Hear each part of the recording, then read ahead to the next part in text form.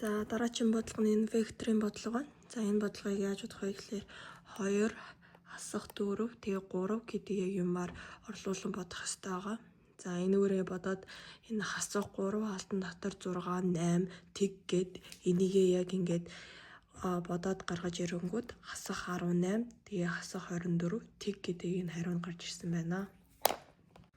За дараагийн бодлого нь векторын бодлого байна. За энэ бодлогыг яаж бодох вэ гэхээр 2 асах 4 тэгээ 3 гэдэг юмар орлуулан бодох хэрэгтэй байгаа.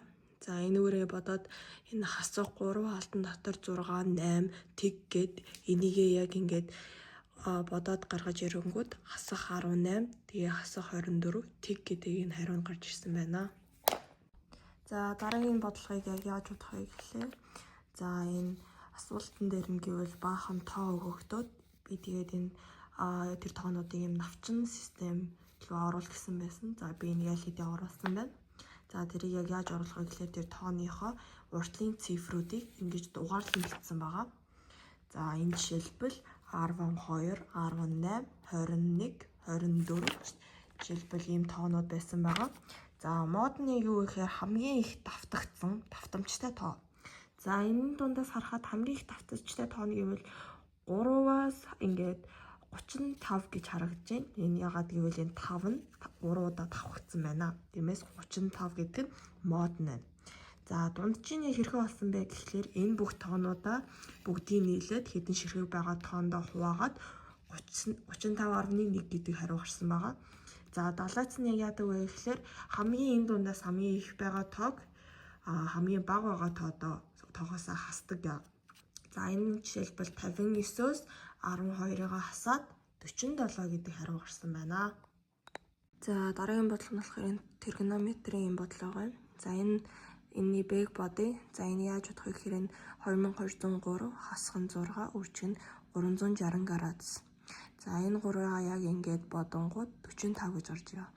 За энэ 45-ыг яг энэ ингээд зурангууд аль талтай гэдгээ сайн бодох хэрэгтэй. За энэ болохоор 45 нь болохоор яг энэ хэсэгтээ буюу нэмэх гэж гарах хэрэгтэй.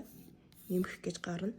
За ингээд нэмэх учраас за одоо ингээд синусаа олохын тулд тооны машин дээрээ хийгээд гарангууд 0.707 гэдэг тоо гарч ирж байгаа.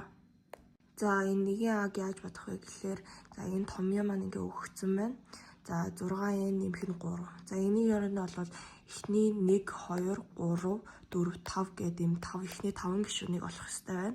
За энэ бодлого яг яаж бодож олох вэ гэхээр энэ 6n гээд энийг ер нь бол орлуулж чадна. Тэгээд 6-гаа 9-тэй үржүүлээд тэгээ 3-таа нэмээд тэгээ олно.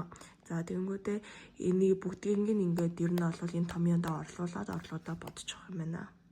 За дараагийн бодох бодлого юу вэ? Б байна. За энэ бодлогыг бодохын тулд x нь x тэгээд энэ 2 гэдгээ ингээд санчих хэрэгтэй. За тэгэнгүүтээ энэ x 2x хас нь 3 гэдэгтээ энд 2-ыг орлуулад 2-ыг үржих нь 2 4 тэгээ хасах нь 3 гээд m тэнцүү 1 гээд хариу маань гарч ирсэн байгаа.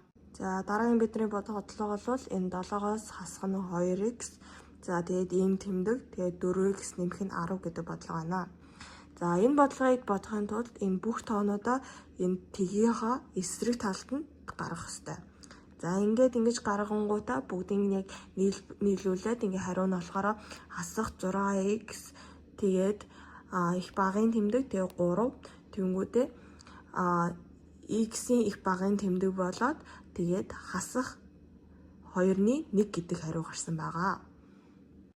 За өнөөдрийн бидний бодох тэгштэл маань энэ 3x-ийн квадрат нэмэх нь 5x тэнцүү тэг гэдэг юм тэгштэл байна.